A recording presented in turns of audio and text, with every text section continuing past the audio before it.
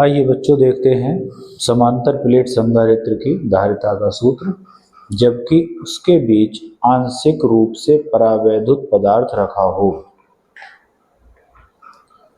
समांतर प्लेट संधारित्र की धारिता का सूत्र। जबकि उसकी प्लेटों के बीच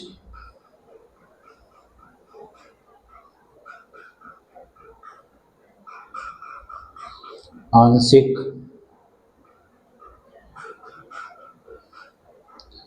रूप से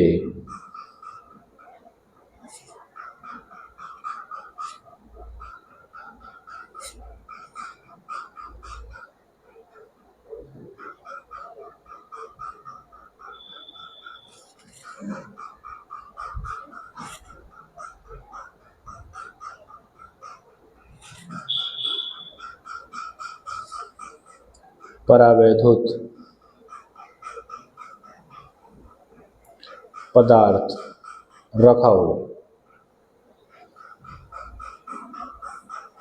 देखते हैं, ये समांतर प्लेट संधारित्र की दो प्लेटें हैं। एक का आवेश घनत्व प्लस सिग्मा, एक का minus sigma, surface charge density. और इसके बीच में कोई डाइलेक्ट्रिक रखा है, परावैद्युत पदार्थ जैसे मोम। इसकी मोटाई है t और प्लेटों के बीच की डिस्टेंस है d। ये थिकनेस है t। इसका परावैद्युतांक डाइलेक्ट्रिक कांस्टेंट है k। तो यहाँ हम क्या करेंगे, एक तो इलेक्ट्रिक फील्ड इधर उधर स्पेस में वायु है, वायु में लिखा जाएगा, वायु में विद्युत क्षेत्र E1 इक्वल टू ये होगा Q upon A epsilon not इस रिक्त स्थान में। और जो डाइलेक्ट्रिक है ये, इसके अंदर इलेक्ट्रिक फील्ड होगा Q upon A epsilon naught K। दोनों प्लेटों के बीच टोटल विभवांतर लिखेंगे तो V इक्वल टू होता है E इंटू डी। इस फॉर्मूले का यूज कर रहे हैं, V इक्वल टू, तो फर्स्ट वाले के लिए आएगा E1 इंटू डी। ये हमारा लिखा गया वायु के लिए, ये लिखा गया परावैद्युत के लिए। थोड़ा ध्यान से देखेंगे, जब वायु के लिए लिखेंगे तो E के स्थान पर आएगा E1 और D के स्थान पर वायु आएगी। ये पूरी डिस्टेंस अगर 10 सेंटीमीटर हो और इतनी डिस्टेंस 2 सेंटीमीटर हो तो खाली जगह 8 बचेगी। पूरी D है, ये T है, तो रिक्त स्थान बचेगा D माइनस T। तो वायु हमारी होगी कितने जगह में, D माइनस T में। प्लस डाइलेक्ट्रिक का इलेक्ट्रिक फील्ड क्या लिखेंगे, E2 इंटू, और डाइलेक्ट्रिक कितनी थिकनेस में है, T। E1 E2 की ये वैल्यू लगा देंगे, Q upon A epsilon naught D minus T, Q upon A epsilon naught K into T। इनमें से कॉमन हो जाएगा, Q upon A epsilon naught common हो गया तो D minus T plus T upon K। ये पोटेंशियल हो गया, potential difference between two plates. Capacity निकालनी है तो कैपेसिटी होती है C equal to Q upon V। इसकी क्रॉस मल्टीप्लाई अगर मैं करूं तो C into V equal to Q। C निकालना है और V की ये वैल्यू लगाएंगे बड़ी C, Q upon A epsilon naught bracket D minus T plus T upon K equal to Q। C ऐसे ही लिखा, V की ये वैल्यू लगा दी इक्वल टू Q। Q से Q कटेगा तो यहाँ आएगा 1 अपॉन की क्वांटिटी मल्टीप्लाई में जाएगी तो हो जाएगा C इक्वल टू, ये ऊपर जाएगा एप्सिलॉन नॉट A और ये ब्रैकेट अपॉन में जाएगी D minus T plus T upon के। तो इस प्रकार कंडेंसर की प्लेटों के बीच में थोड़े से स्थान में डाइलेक्ट्रिक है, इसे कहते हैं आंशिक रूप से, थोड़ी जगह में भरा हुआ।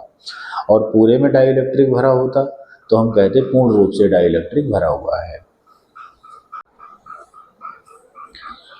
देखते हैं आवेशित समांतर प्लेट संधारित्र की प्लेटों के बीच वैद्युत ऊर्जा घनत्व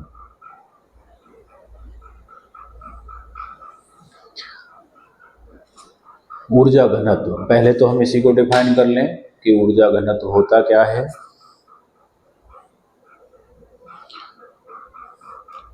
संधारित्र मतलब कंडेंसर के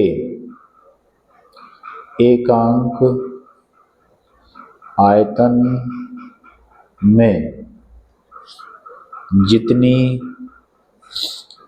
ऊर्जा संचित रहती है, स्टोर रहती है, उसे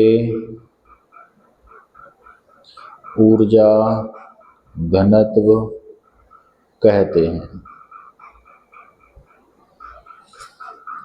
हमने देखा है कि कुछ बैटरी साइज में बहुत बड़ी होती हैं लेकिन करंट चार्ज उनमें कम स्टोर हो पाता है। कुछ बैटरी साइज में छोटी होती हैं लेकिन चार्ज को अधिक स्टोर कर लेती है। तो बैटरी का वॉल्यूम कम है, आयतन छोटा है, लेकिन उसमें चार्ज ज़्यादा इकट्ठा हो रहा है तो उसका ऊर्जा घनत्व अधिक होगा।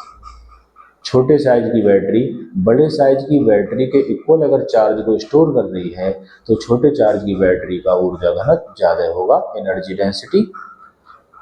तो energy stored in per unit volume of condenser is called energy density. तो एनर्जी डेंसिटी को लिखेंगे स्मॉल u सफिक्स में e, इलेक्ट्रिकल एनर्जी डेंसिटी, और ये फॉर्मूला होगा energy upon volume. U condenser में एनर्जी स्टोर होती है 1/2 CV स्क्वायर, ये भी वोल्टेज है, नीचे भी वॉल्यूम है। वॉल्यूम होता है area into distance, 1/2 into C parallel plate capacitor की कैपेसिटी होती है ε0A अपॉन D। समांतर प्लेट संधारित्र की धारिता C की वैल्यू ε0A अपॉन D वो रख दी, तो 1/2 लिखा, C का फॉर्मूला रखा, और आगे है V। ये V है वोल्टेज विभवांतर, इसका भी रिलेशन होता है V equal to E into D, और ऊपर से क्या लगा है square upon A into D. 1/2 into A से A कट जाएगा तो आएगा ε0, ऊपर आएगा E square D square upon D into D, ये भी D स्क्वायर, D स्क्वायर से D स्क्वायर कट गया तो रिलेशन बचा U equal to 1/2 ε0 E square. ये प्रूव हो जाता है। इसमें ε0 क्या है, निर्वात की विद्युतशीलता, परमिटिविटी ऑफ वैक्यूम, और E है इंटेंसिटी ऑफ इलेक्ट्रिक फील्ड, विद्युत क्षेत्र की तीव्रता।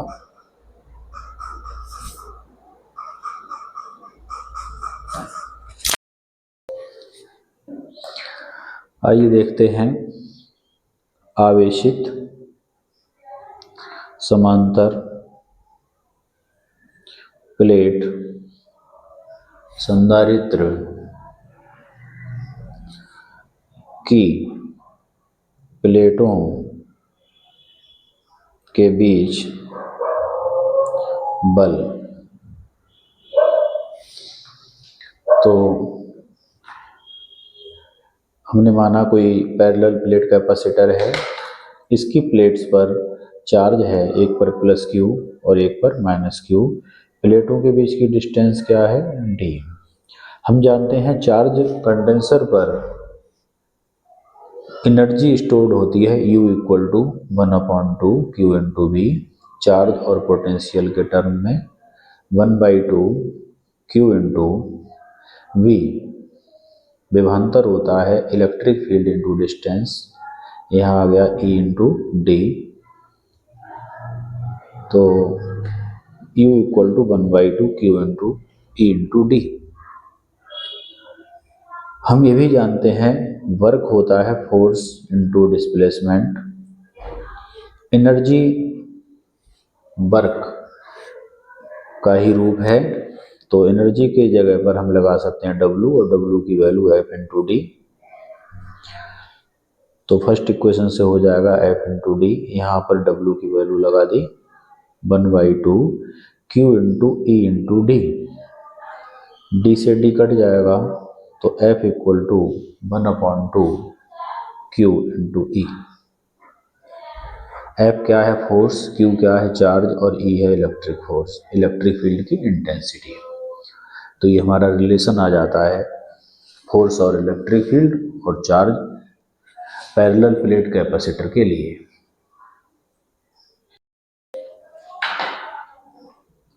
देखते हैं संधारित्रों का संयोजन।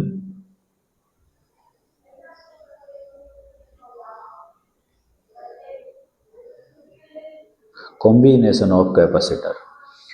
इसकी आवश्यकता क्या हुई, हमें कहीं आवश्यक है 4 माइक्रोफैरड और हमारे पास है कंडेंसर 2 माइक्रोफैरड के, लेकिन कई हैं, तो हम उनको किस प्रकार जोड़ें कि वो 2-2 माइक्रोफैरड के कंडेंसर 4 के बराबर काम कर सकें। तो वो पैरेलल में जोड़ने होंगे। तो हमको कितनी कैपेसिटी की कहाँ आवश्यकता है, उसके लिए ये कॉम्बिनेशन संयोजन की आवश्यकता होती है। तो पहले देखते हैं समांतर क्रम संयोजन। ये देखिए 3 कंडेंसर ले रहे हैं हम, कंडेंसर 1, कंडेंसर 2 और 3। इधर से चार्ज आ रहा है Q। इस कंडेंसर की कैपेसिटी है C1, इसकी है C2 और इसकी है C3। यहाँ से चार्ज 3 पार्ट में बटेगा, Q1, Q2 और Q3। लेकिन तीनों चार्ज का अगर मैं सम करूं तो उसका टोटल Q के बराबर होगा, law of conservation of charge. तो हम लिखेंगे Q1 plus Q2 plus Q3 equal to Q। But capacity के फॉर्मूले से हम जानते हैं Q इक्वल टू CV। ये वैल्यू लगाएंगे, Q1 की जगह आएगा C1B प्लस आएगा C2B और यहाँ आएगा C3B और यहाँ आएगा CV, जहाँ C तीनों कंडेंसर की टोटल कैपेसिटी है। यहाँ क्वेश्चन उठता है कि C में 2 लगाया, B में क्यों नहीं। तो तीनों कंडेंसर कॉमन पॉइंट पे जुड़े हुए हैं, ये भी यहीं जुड़ा है, बीच वाले के भी पॉइंट यही हैं और इसके भी पॉइंट यही हैं। तीनों कंडेंसर के जो कॉमन पॉइंट है एक ही जगह पर है और ये पैरेलल में है, तो इनके जो वोल्टेज होंगे वो इक्वल होंगे। पैरेलल में वोल्टेज या विभवांतर इक्वल रहता है, समान रहता है। घरों में जो बिजली की फिटिंग होती है वो समांतर क्रम में होती है, इसीलिए घर में चलने वाले सभी उपकरणों को बराबर वोल्टेज मिलते हैं। V यहाँ से हो गया कॉमन, तो आएगा C1 plus C2 plus C3 equal to CV। B से भी कट जाएगा तो बचेगा C1 plus C2 plus C3 बराबर C। तो हम देख रहे हैं कि पैरेलल कंडीशन में कैपेसिटर की जो धारिताएं हैं वो ऐड हो जाएंगी सीधे सीधे और धारिता बढ़ जाएगी।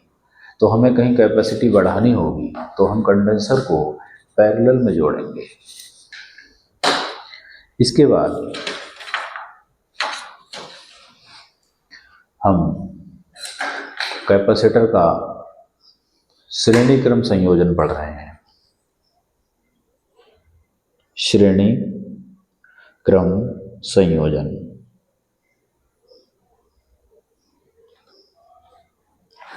Series combination.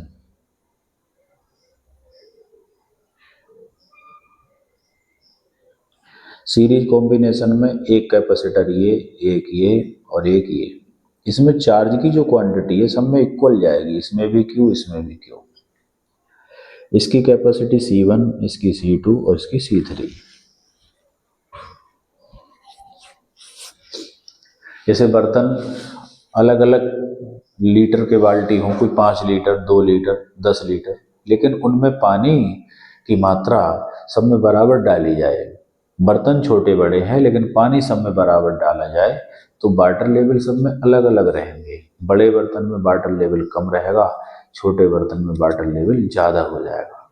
वैसे ही कैपेसिटी अलग अलग है लेकिन चार्ज सब में बराबर जा रहा है तो इनके वोल्टेज भी अलग अलग रहेंगे, V1, V2, V3। यहाँ तीनों वोल्टेज को अगर मैं ऐड करूँ V1 plus V2 plus V3 तो इनका सम टोटल क्या होगा VK। जहाँ से भी सप्लाई आ रही है उस सप्लाई के वोल्टेज के इक्वल होगा इन तीनों का सम। कैपेसिटी होती है C equal to Q upon V, या हो जाएगा V equal to Q upon C। B इधर आ जाएगा, C अपॉन में चला जाएगा। तो यहाँ V की जगह लगा देंगे Q upon C plus Q upon C1, यहाँ Q upon C2, Q upon C3 और इस V की जगह आएगा Q upon C। Total capacity Q हो जाएगा कॉमन तो 1 upon C1 plus 1 upon C2 plus 1 upon C3, 1 upon C। Q upon C आएगा, Q से Q कट जाएगा तो यहाँ बचेगा 1। तो ये भी लिख सकते हैं हम, या 1 upon C equal to 1 upon C1 plus 1 upon C2 plus 1 upon C3। इसमें देख रहे हैं कि कैपेसिटी जो है वो 1 अपॉन में जुड़ रही है। 1 अपॉन में हम 2 नंबर 3 नंबर को जोड़ते हैं, 2 क्वांटिटी हो, 3 हो, अधिक हो, अपॉन में जोड़ेंगे तो उनकी जो टोटल वैल्यू आएगी वो कम आएगी, घट कर आएगी। तो जब भी हमको कैपेसिटी कहीं घटानी है, डिक्रीज करनी है, तो हम कंडेंसर को सीरीज में जोड़ेंगे। अब हम इन पर बेस्ड कुछ न्यूमेरिकल देखते हैं।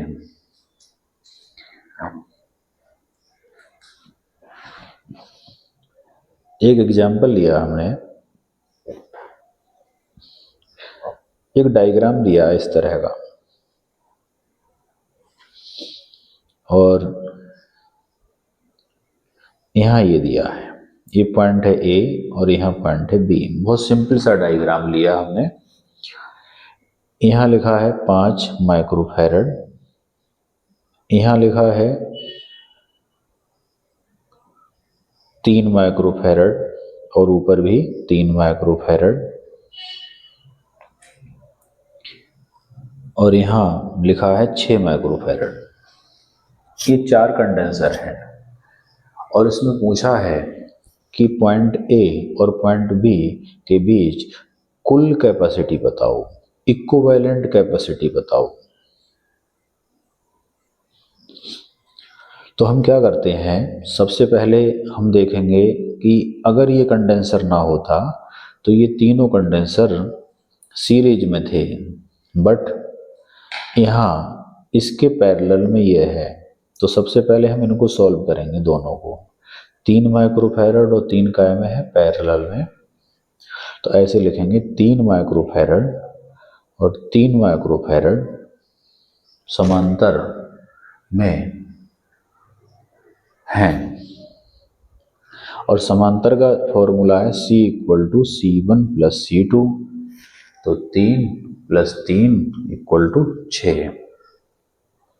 इन दोनों की वैल्यू आ गई 6। अब हम एक नया डायग्राम बनाएंगे कन्वीनियंस के लिए, सुविधा के लिए।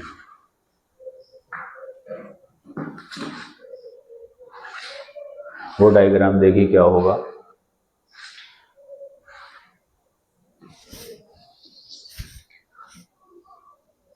पहला कंडेंसर, दूसरा और तीसरा, A, B। पहले कंडेंसर की वैल्यू वही है 5 माइक्रोफैरड, और जो ये दो थे इन दोनों की वैल्यू आई 6। तो इन दोनों के स्थान पर एक बनाएंगे हम 6 का, 6 माइक्रोफैरड, और यहाँ आएगा 6 माइक्रोफैरड। अब ये क्लियर लग रहा है कि ये तीनों सीरीज में हैं, तो हम सीरीज का फॉर्मूला लगाएंगे श्रेणी क्रम का, 1/C = 1/C1 + 1/C2 + 1/C3। C1 की वैल्यू 5, C2 की वैल्यू 6 और 1/6। इनका एलसीएम इनका हो जाएगा 30। 5 से 6 बार जाएंगे, प्लस 6 से 5 बार जाएंगे, प्लस 6 से 5 बार जाएंगे, तो 6, 5, 11 और 5 16/30, और इधर होगा 1/C। हमें निकालना है C, और ये है 1/C, तो हम क्रॉस मल्टीप्लाई करेंगे। 16 की मल्टीप्लाई C से हो गई, 30 की 1 से हो गई, तो C = 30/16। 2 से काट सकते हैं 8, और यहाँ आएगा 15, तो C = 15/8 माइक्रोफैरड। ये हमारी कैपेसिटी होगी, यही आंसर होगा। आपको हम घर से एक एग्जाम्पल देते हैं इस तरह का ही करने के लिए, उसे सेल्फ ट्राई करें। क्वेश्चन है,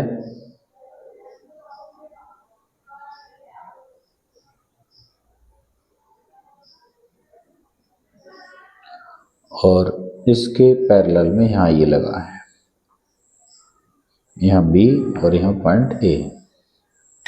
इसमें भी 4 कैपेसिटर ही हैं, वैल्यू 2 माइक्रोफैरड, 2 माइक्रोफैरड, और यहाँ 1 माइक्रोफैरड, और यहाँ है 4 माइक्रोफैरड। इनके बीच की कैपेसिटी आप स्वयं घर पर निकाल कर देखें।